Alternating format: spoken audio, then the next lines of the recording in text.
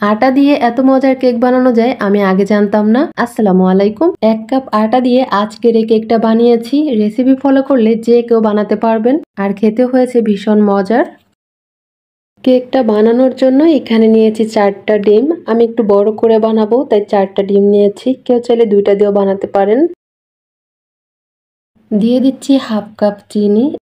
এখন চিনি আর ডিমটা ভালো করে ফেটিয়ে নিব যতক্ষণ না চিনিটা গলে যায়।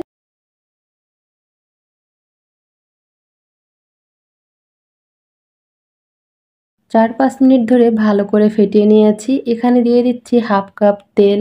তেলটা দিয়ে আবারও ভালো করে ফেটিয়ে নিচ্ছি।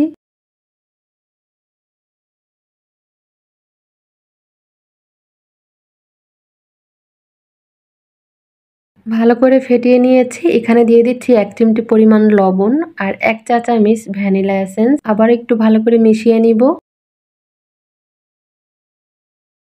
এখানে নিচ্ছি 1 কাপ আটা, 1 চা চামচ বেকিং পাউডার আর দিয়ে দিচ্ছি 2 চামচ গুঁড়া দুধ। একটু চেলে নিব।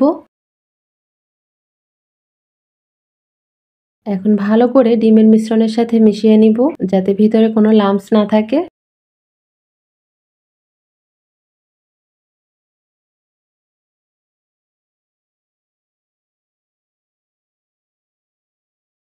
এই তো ভালো করে মিশিয়ে নিয়েছি আর মিশ্রণটা ঠিক এরকমের হবে।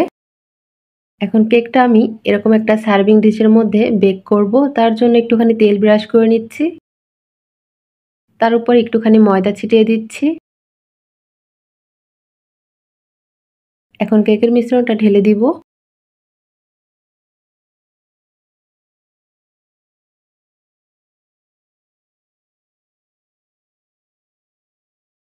এভাবে কয়েকবার ট্যাপ করে নিব।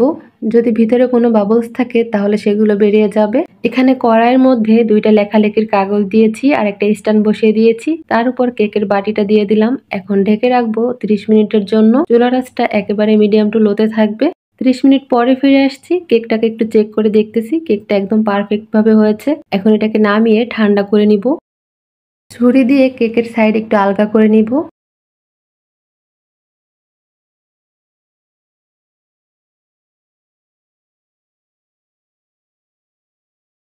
এই যে দেখুন কতটা লোভনীয় হয়েছে কেকটা আর কতটা পারফেক্ট হয়েছে। কেকটাকে কেটে শেয়ার করছি।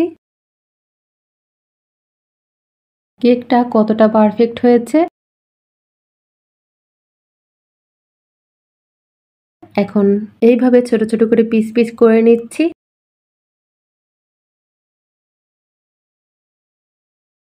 একটা কেক দিয়ে অনেকগুলো পিস কেক হয়েছে।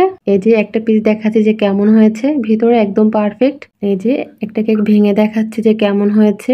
আটা দিয়ে এত পারফেক্ট ভাবে কেক বানানো যায় আমি আগে জানতাম না। রেসিপি ভালো লাগলে সবাই একবার হলেও ট্রাই করবেন। আশা করি সবার কাছে খেতে ভালো লাগবে।